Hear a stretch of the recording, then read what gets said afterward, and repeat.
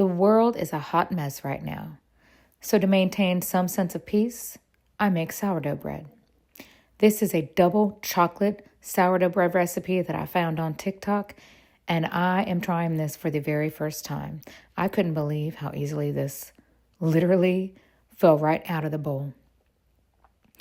I'm going to shape 2 separate little baby loaves, and I've never done this before, so I'm just going to shape them and bake them in my regular little Dutch oven and see how they turn out. But I'm super excited for this. I've never had chocolate sourdough bread before, and it was Valentine's Day, so I felt the need to make something a little bit Valentine-y.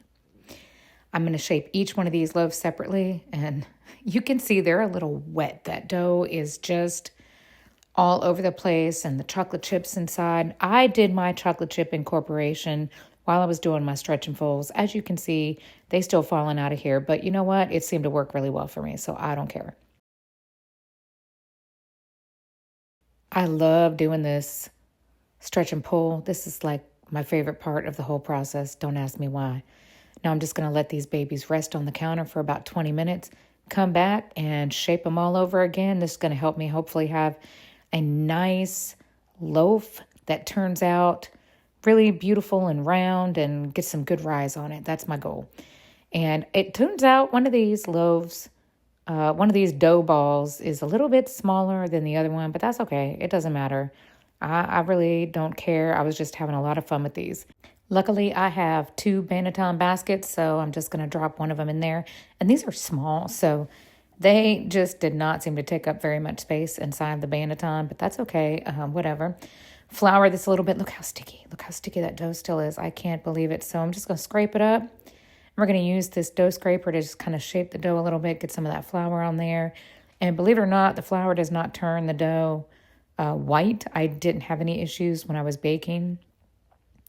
And again, these stretch and pulls are like my absolute favorite. Oh, it's absolutely gorgeous. Now, watch me right here. Just, I lost that dough ball, man. It just came right off the end, but that's okay. It made it where it needed to go.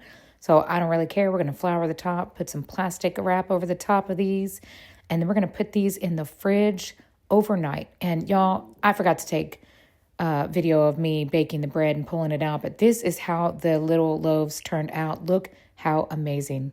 Now it's time for a taste test.